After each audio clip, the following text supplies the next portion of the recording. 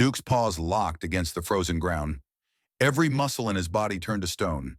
His ears shot forward, cutting through the howling wind like radar dishes, searching for a signal only he could hear. Snow pelted his black and tan coat.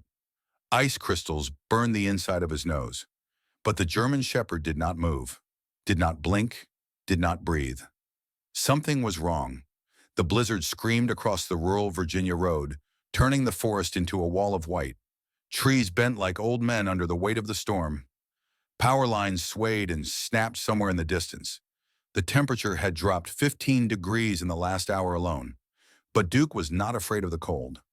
Inside the small farmhouse 50 yards behind him, a candle flame trembled on a wooden table.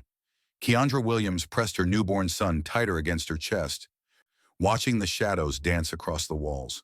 The power had died 2 hours ago. Her phone had no signal. The roads were impassable. She was alone, or so she believed. Before the storm breaks, before you learn why one dog refused to walk away, take a moment to stand with us. If you believe loyalty is stronger than fear and courage can come on 4 paws, tap the like button, subscribe, and tell us where you're listening from tonight. Because this story was made for those who still believe someone is watching, even in the dark. Outside, Duke's growl started low in his throat, a rumble that vibrated through his chest and disappeared into the wind. His training had prepared him for armed suspects, drug busts, building searches. 3 years with the Henrico County Police Department. 47 successful apprehensions. 0 handler injuries.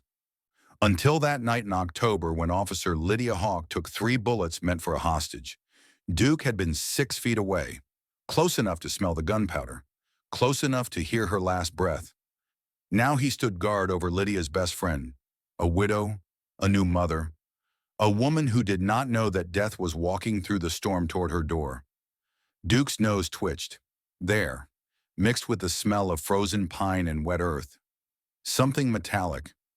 Something that tasted like old pennies on his tongue. Blood. Recent. Human. And underneath it, the sharp chemical scent of gun oil. The danger was not coming from the storm. It was moving through it. Duke turned his head slowly toward the tree line. His eyes, amber and ancient, locked onto a shape that did not belong. A figure, moving between the oaks, patient, deliberate, coming closer with every gust of wind that covered his footsteps. And then Duke heard it, the sound that made his instincts scream louder than any gunshot he had ever known. What do you think Duke heard in that storm? Drop your guess in the comments before we continue. Keandra's hands would not stop shaking. She told herself it was the cold, the way the wind found every crack in the old farmhouse walls. The way the temperature kept dropping, even though she had stuffed towels under every door and window. But deep down, in that place where mothers keep their darkest fears, she knew the truth. Something was coming. Baby Josiah slept against her chest, his tiny fingers curled around the fabric of her sweater. 8 weeks old, 7 pounds, 4 ounces. The only thing left of her husband, Marcus, who had died 11 months ago when a drunk driver crossed the median on Interstate 64. The police had called it instant, painless, as if those words could fill the hole he left behind. Keandra pressed her lips to Josiah's forehead. His skin was warm, his breathing steady. He did not know that the electric company had shut off notices piling up on the kitchen counter. He did not know that his mother had $17 in her bank account. He did not know that the world outside this house had already tried to break her, and failed, because Keandra Williams was not the woman she used to be. Grief had burned away everything soft, every tear, every moment of weakness. What remained was something harder, something forged in the fire of loss. A mother. The candle flickered again, and Keandra's eyes went to the window. Through the frost, she could see Duke's silhouette in the yard, standing perfectly still, facing the road. He had been doing that for 20 minutes now. Duke had come to her 6 months ago, after Officer Lydia Hawk's funeral. Lydia had been her college roommate, her maid of honor, the godmother she had chosen for Josiah before he was even born.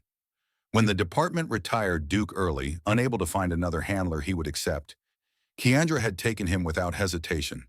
The dog had grieved alongside her, silent, watchful, never more than 10 feet away. But tonight was different. Duke had been restless since sundown, pacing the perimeter of the house, checking every window, returning to the same spot in the yard again and again, his ears rotating like satellites, his body rigid with a tension she had never seen before. Not during thunderstorms. Not during the power outages. Not even during the night 3 weeks ago when a black bear had wandered through the property. This was something else. Keandra stood slowly, careful not to wake Josiah.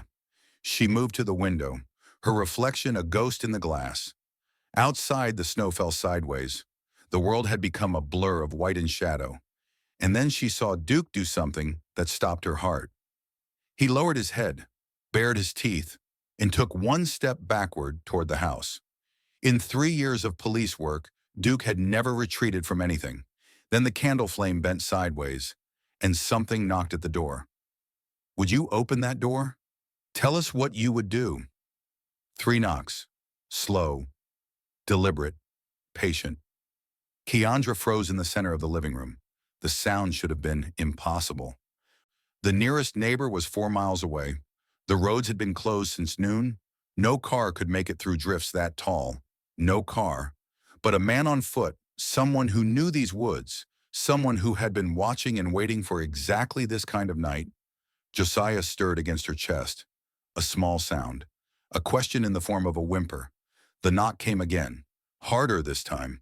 Outside, Duke exploded into a fury of barking. Deep, guttural. A sound that came from somewhere primal. Somewhere that remembered wolves and darkness and the ancient duty to protect. Keandra's legs carried her to the door before her mind could stop them. Her hand found the baseball bat Marcus had kept by the coat rack. Louisville Slugger, 34 inches. The same bat he had used to hit a walk-off home run in his church league championship 3 years ago. She gripped it with her free hand. The wood was cold, solid, real. "Who's there?" Her voice came out stronger than she expected. Silence. Then cutting through Duke's barking, "Mrs. Williams, I need to come inside." Male. Calm. The kind of calm that made the hair rise on her arms. A voice used to giving orders, used to being obeyed. "I don't know you," Keandra said. "Leave my property." "I knew your husband." A pause. "I knew what he was hiding." The words hit her like a physical blow.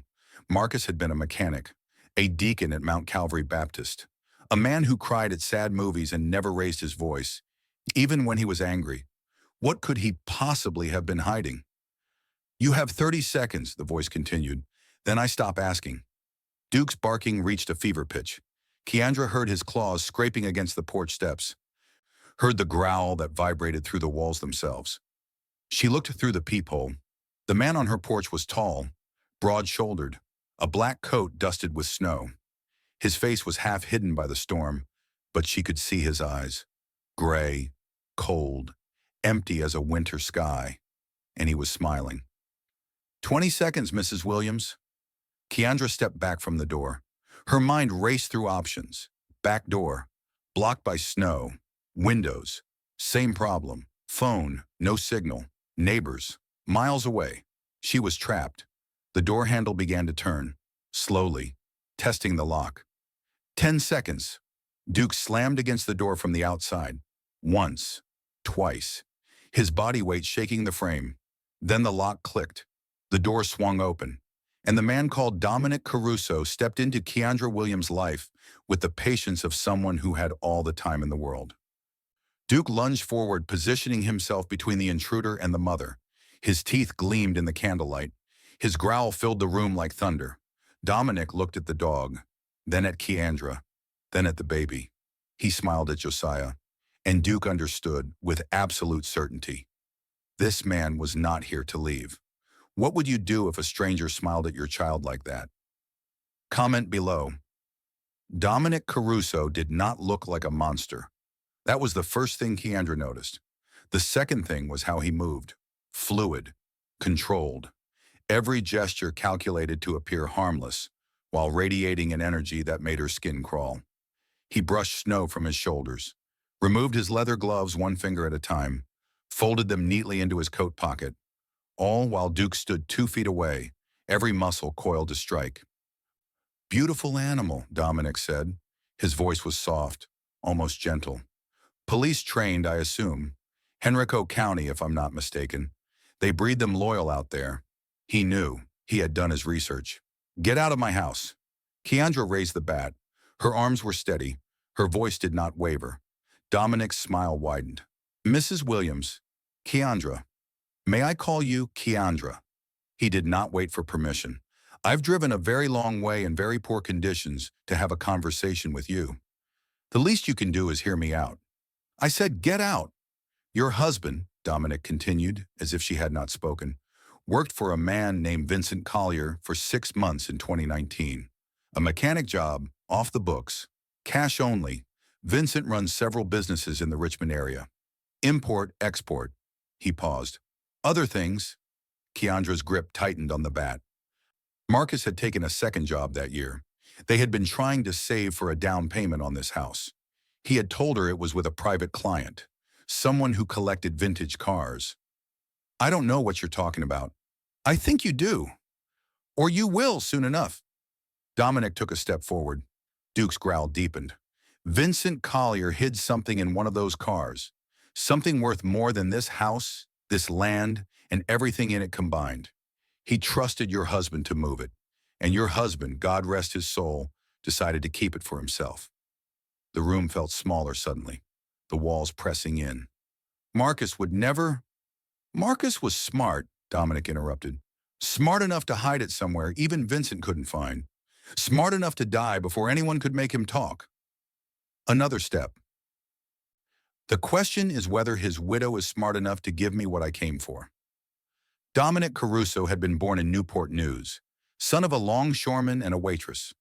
By 22, he controlled the drug trade in 3 counties. By 30, he had connections in every police department from Norfolk to Washington. By 40, he had learned that the best way to get what you wanted was not through violence, it was through patience. Violence came later, after the patience ran out. "I don't have anything," Keandra said. "I don't know anything. You have the wrong person." Dominic tilted his head. "The storm will last until morning. The roads won't be clear until noon tomorrow. No one is coming to help you, Keandra. No one is listening. It's just you, me, that dog, and your beautiful baby boy." His eyes moved to Josiah. "What's his name?" "Don't." The word came out like a knife. "I'm not going to hurt him. I'm not going to hurt anyone. All I want is what belongs to me." Dominic spread his hands. Reasonable, calm, terrifying. "Help me find it, and I'll walk out that door like I was never here. Refuse." He let the word hang in the air. Duke shifted his weight. His eyes never left Dominic's hands. Waiting, watching, reading the micro movements that humans missed. The way the man's right hand kept drifting toward his coat. The way his weight settled on the balls of his feet. Ready to move. Ready to kill. "I'll give you time to think," Dominic said. "Search your memory. Search the house. Find what your husband hid, and this all goes away." He moved toward the door, stopped, turned back. "One more thing." He said the words that made Duke step forward without command. "That dog tries to stop me again, and I'll put him down before you can blink." Do you think Duke understood that threat? We think he did. Stay with us. Duke remembered everything. The cold January morning when Lydia had first slipped the leash over his head. The smell of her coffee. Black, 2 sugars. The way her voice dropped to a whisper when she was proud of him. The endless hours of training, tracking, apprehension, building searches.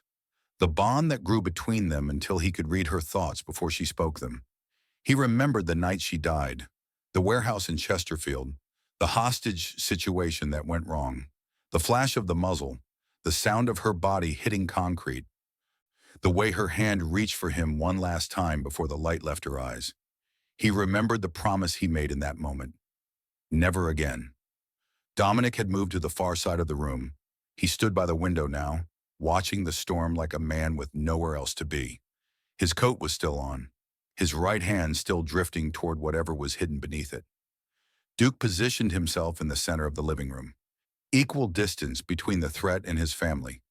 His body was a wall, his eyes were weapons. "You're a loyal one, aren't you?" Dominic did not turn around. I had a dog once, German Shepherd, just like you. His name was Caesar. A pause.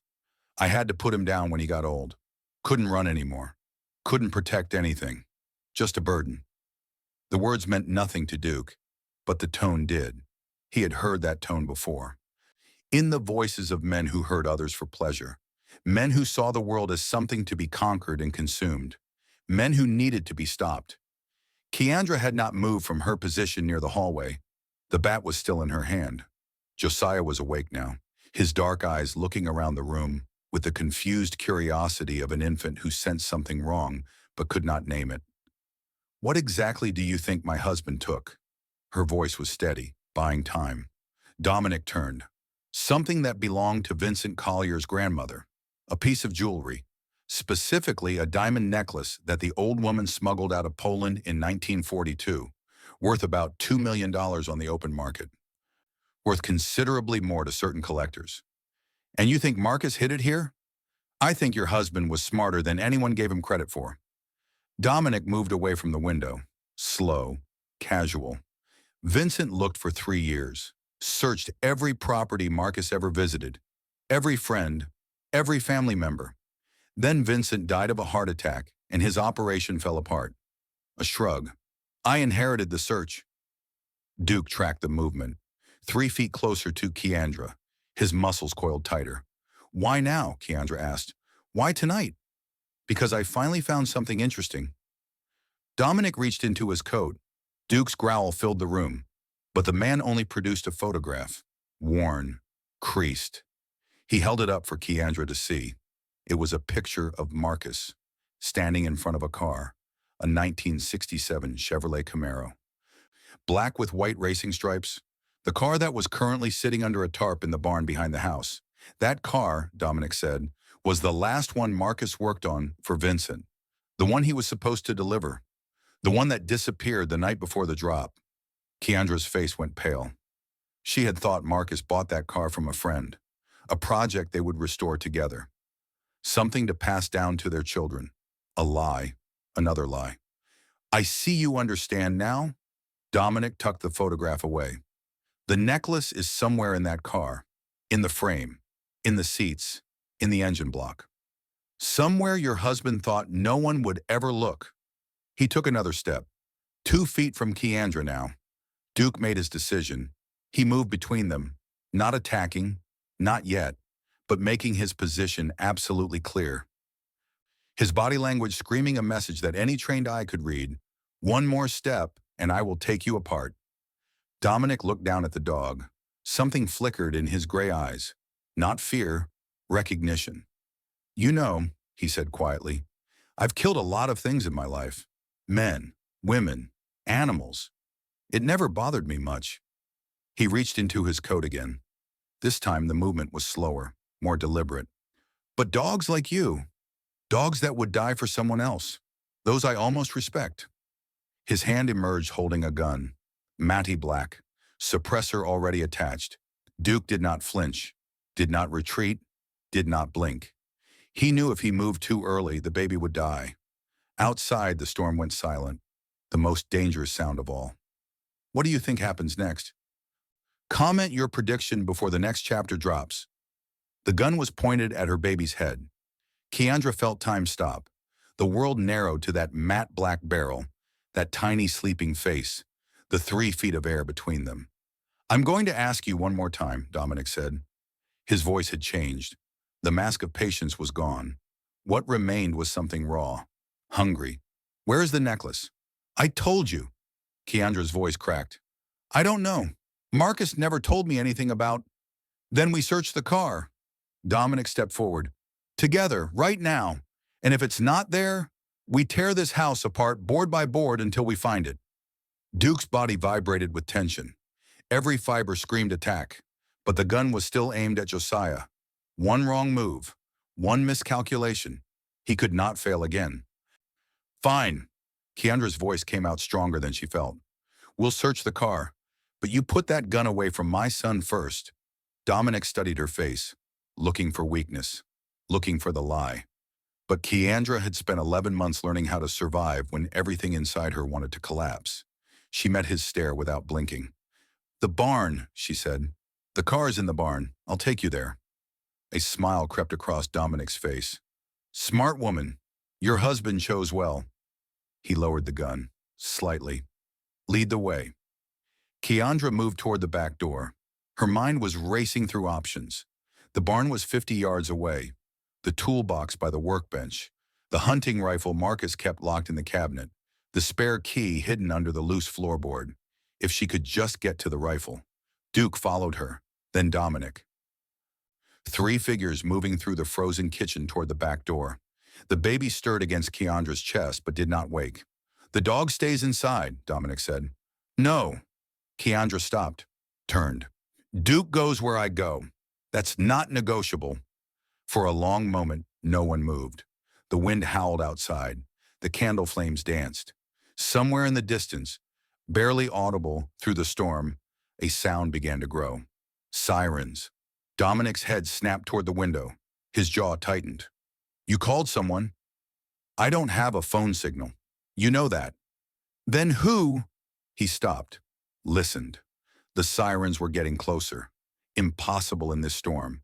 Unless someone had been tracking him all along. "Change of plans." Dominic grabbed Keandra's arm. His grip was iron. "You're coming with me. The baby too." "No." Keandra tried to pull away. "I'm not going anywhere with you. You don't have a choice anymore." Dominic raised the gun again. This time he pressed it against her temple. "The necklace. The car. We're taking all of it. And if those cops get here before we're gone..." He did not finish the sentence. He did not need to. Duke watched. Calculated. The gun was against Keandra's head now. Not the baby. The angle had changed. The target had shifted. Dominic was making a mistake. "Move!" Dominic ordered. He shoved Keandra toward the door. "Now!" The sirens wailed louder. Red and blue lights flickered through the trees. Someone had found them. Someone was coming. Dominic realized time was no longer on his side. He raised the gun and pointed it at the baby. "Last chance," he whispered. "Come with me, or I end this right now." What would you do if you were Keandra? Tell us in the comments. Duke launched himself like a missile. 90 pounds of muscle, bone, and fury exploded across the room in a single heartbeat. His jaws locked onto Dominic's gun arm just as the man's finger tightened on the trigger. The shot went wide. Plaster exploded from the ceiling. Josiah screamed. The first real cry he had made all night. Sharp, terrified. The sound of an infant who understood, on some primal level, that death had just missed him by inches. Dominic fell backward. The gun skidded across the hardwood floor, spinning under the kitchen table. Duke did not let go. His teeth sank deeper, finding muscle, finding bone. The taste of blood filled his mouth. "Get off me!" Dominic's calm was gone. His voice cracked with pain and rage. He swung his free hand at Duke's head. Once, twice. The blows landed hard, but the dog did not release. Keandra moved. She grabbed the Louisville slugger from where it had fallen and swung it with everything she had. The bat connected with Dominic's shoulder. A crack echoed through the house, the man screamed. But Dominic Caruso had not survived 40 years in his business by giving up easily. With his good arm, he reached into his coat and pulled out a knife. 8 inches of serrated steel. He brought it down toward Duke's neck in a savage arc. Duke twisted at the last second. The blade caught his side instead of his throat. A line of fire opened along his ribs. Hot blood soaked his fur. He let go. Dominic scrambled to his feet. His right arm hung useless at his side, torn and bleeding. His face was white with pain, but his eyes were still dangerous, still calculating. "You're dead," he hissed at the dog. "You're both dead." He lunged for the gun under the table. Keandra got there first. She kicked it across the room, sending it spinning into the living room. Then she swung the bat again, aiming for his head this time. Dominic ducked. The bat smashed through the window behind him. Glass exploded outward into the storm. Frozen air rushed in, carrying snow and chaos. For a moment, everything stopped. Keandra stood with the broken bat in her hand, Josiah still clutched against her chest. Duke crouched near the hallway, blood dripping from his wound onto the floor. Dominic knelt by the shattered window, his destroyed arm cradled against his body. The sirens were almost at the driveway now. Dominic looked at Keandra, at the baby, at the dog, then at the broken window behind him. He made his choice. In one motion, he threw himself through the shattered frame and disappeared into the storm. The white swallowed him whole. 1 second he was there, and the next he was gone. No! Keandra's voice was barely a whisper. No, he can't!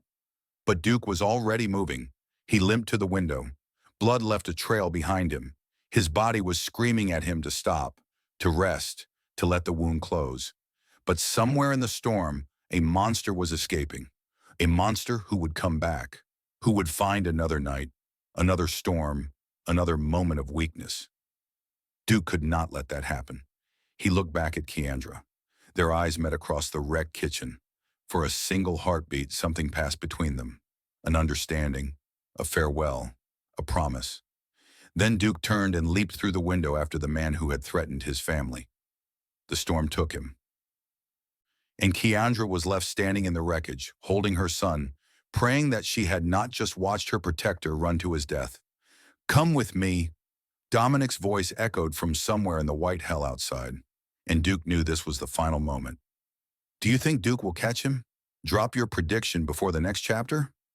Snow blinded him. Duke pushed through drifts that reached his chest, following the trail of blood that Dominic left in the white. Each step sent fire through his wounded side. Each breath burned his lungs. The temperature had dropped below zero, and the wind cut through his fur like 1,000 frozen knives. But Duke did not stop. Ahead, maybe 30 yards, he could see Dominic struggling through the storm. The man moved like a wounded animal, cradling his destroyed arm against his body. He kept looking back, his gray eyes searching the white for the dog he knew was coming. Duke was gaining. The forest had become a maze of shadows and ice. Trees loomed like giants in the darkness. Branches cracked and fell under the weight of the snow. Somewhere behind them, the sirens had stopped. The police were at the house now. Keandra was safe, but this man could not escape. Dominic reached the road. The frozen asphalt was barely visible under 2 feet of snow, but the surface was harder here, easier to move. He picked up speed, his boots finding traction where Duke's paws slipped and skidded. You should have stayed with your family, dog. Dominic's voice carried back through the wind. Now you're going to die out here, alone, frozen. Nobody will even find your body until spring. Duke did not understand the words, but he understood the tone, mocking, confident, the voice of a man who thought he had already won. He pushed harder. The blood loss was getting worse. Duke could feel it. The cold was settling into his bones. His muscles were cramping. His vision was starting to blur at the edges. But he had been here before, in the warehouse, after Lydia fell. When the shooter had tried to escape through the back, Duke had chased him for 6 blocks, with a bullet graze on his shoulder and a broken rib. He had taken the man down on the steps of a parking garage, holding him until backup arrived. He had not given up then. He would not give up now. Dominic stumbled. His foot caught on something buried in the snow, maybe a rock, maybe a frozen branch, and he went down hard. A scream tore from his throat as he landed on his ruined arm. Duke closed the distance in seconds. He hit Dominic just as the man was trying to rise, knocking him flat again. His jaws found the back of Dominic's neck, just above the collar, and held. Not biting down, not yet, just holding. The same grip he had been trained to use on suspects. The one that said, "Move, and I will end you." Dominic went still. "Okay," he gasped. "Okay, you win. You win, dog." But Duke felt the man's good hand moving, slowly, reaching for something in his coat. The knife. He still had the knife. Duke bit down. Hard. Dominic screamed. His hand jerked away from his coat, clawing at the snow instead. The blade fell somewhere in the white and disappeared. "Let go!" The man thrashed beneath him. "Let go of me!" Duke held on. His body was failing. He could feel it. The cold had reached his heart. His legs were shaking. The blood from his wound had turned the snow beneath him red, but his jaws did not weaken. Lights appeared through the storm. Flashlights, voices, the sound of boots crunching through snow. Over here, someone shouted. I see them! Over here! Duke's vision was fading now. The world was becoming soft, quiet. The pain was disappearing, replaced by a warmth that should not exist in this cold. He thought of Lydia, her hand on his head, her voice in his ear. Good boy, Duke. You did so good. He thought of Keandra, the baby, the family he had sworn to protect. Dominic stopped struggling beneath him. Surrender or exhaustion, Duke could not tell. The gun clicked somewhere nearby. Someone had found Dominic's weapon in the snow. Don't move, a voice commanded. Police, you're under arrest. Duke finally let go. He tried to step back, but his legs would not work anymore. He collapsed into the snow beside the man he had hunted. His breath came in shallow gasps. His eyes wanted to close. The gun clicked again, and Duke stepped forward anyway. One last time. One last effort. Placing himself between the officers and any threat that might remain, protecting until the very end. Is Duke going to make it? Stay with us. The handcuffs clicked shut around Dominic Caruso's wrists. Two officers from the Henrico County Sheriff's Department dragged him to his feet. His face was pressed into the snow. His destroyed arm hung at an impossible angle. Blood soaked through his expensive coat, turning it black in the flashlight beams. That dog, Dominic spat through broken lips. That dog is insane. I want it put down. I want... Shut up. Officer Terrell Washington pressed him toward the waiting patrol car. You have the right to remain silent. I suggest you use it. 20 feet away, Deputy Shanice Coleman knelt in the snow beside Duke. Her flashlight illuminated the wound on his side, the blood that had soaked his fur, the shallow rise and fall of his chest. Oh my God, she whispered. Terrell, come here. Washington handed off Dominic to another officer and ran to her side. His flashlight joined hers, and for a moment, neither of them spoke. Is that... Shanice looked up at him. Is that Duke? Washington's throat tightened. He had worked with Lydia Hawk for 3 years. He had been at her funeral. He had watched them retire Duke, watched the light go out of the dog's eyes when they took away his badge. Yeah, he said. That's Duke. The dog's eyes were open, but barely. His breathing was weak, too weak. The wound on his side needed stitches, pressure, warmth. Things they did not have in the middle of a frozen road during the worst storm of the decade. Radio the vet clinic on Patterson, Washington said. Tell them we're bringing in a K9 with severe lacerations and possible hypothermia. Priority 1. Terrell, they're not going to open in this weather. Tell them it's Duke, Lydia's Duke. They'll open. Shanice ran back to the patrol car. Washington stripped off his jacket and wrapped it around the German Shepherd. The dog did not react, did not move, did not make a sound. Come on, boy, Washington whispered. Don't do this. Not tonight. Not after everything you just did. Back at the farmhouse, Keandra stood on the porch watching the lights in the distance. Josiah was finally quiet, wrapped in 3 blankets and pressed against her chest. The paramedics had checked them both. Scrapes and bruises. Nothing serious. Nothing that would not heal. But Duke was still out there. A deputy approached her. Young, maybe 25. His face was tight with the kind of news no one wanted to deliver. Ma'am, Mrs. Williams? Is he alive? Keandra's voice broke on the last word. The deputy hesitated. He's alive, but it's bad. They're taking him to the emergency vet clinic. Officer Washington is with him. Keandra's legs gave out. She sat down hard on the porch steps, the cold wood biting through her jeans. Tears she had been holding back all night finally broke free. Duke had saved her life, saved Josiah's life. He had thrown himself at a man with a gun, taken a knife wound that should have killed him, and then chased that same man through a blizzard. All for her, all for a woman who was not even his handler, not his partner, just someone who had loved his partner. Can I see him? She asked. When they're done? Can I see him? As soon as the road's clear, ma'am. I promise. The storm was finally weakening. The wind had dropped. The snow fell softer now, gentler, as if the sky itself was exhausted.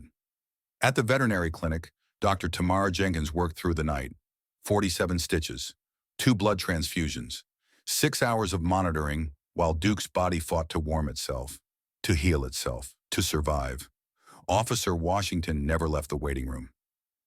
At 5:47 a.m., Dr. Jenkins emerged with tears on her face. Washington stood. His heart stopped. "He's stable," she said. "He's going to make it." The sun broke through the clouds at 6:15 a.m., painting the snow gold and orange. The storm had passed. The roads would be clear by noon. Life would return to normal. But for Keandra Williams, nothing would ever be normal again. She arrived at the clinic at 12:30, Josiah bundled in her arms. They led her to a small room in the back where Duke lay on a heated bed, tubes and monitors surrounding him like a medical cocoon. His eyes were closed. His breathing was steady. Bandages covered his side. "Duke!" Keandra knelt beside him. "Duke, it's me. It's Keandra." The dog did not respond. She reached out and placed her hand on his head, gently, carefully, the way Lydia used to. "Thank you," she whispered. "Thank you for everything." Duke's eyes stayed closed, but his tail moved. Once. Just once. And that was enough. Have you ever had an animal save your life? Share your story in the comments. Dawn came soft and golden over the Virginia hills. 3 weeks had passed since the storm. The snow had melted. The roads had cleared. The broken window had been replaced. The bullet hole in the ceiling had been patched. Life, as it always does, had moved forward. But some things had changed forever. Keandra sat on the porch of her farmhouse, a cup of coffee warming her hands.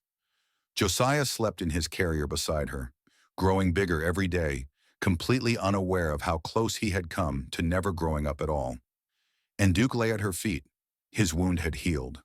A scar remained, a white line through his black fur that would never fully disappear. The vet said he was lucky. Another inch to the left, and the knife would have hit his lung. Another inch deeper, and he would have bled out in the snow. But Duke had never believed in luck.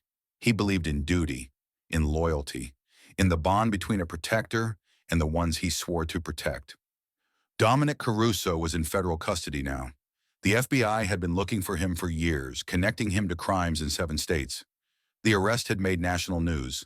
A mafia boss, taken down by a retired police dog and a widowed mother with a baseball bat.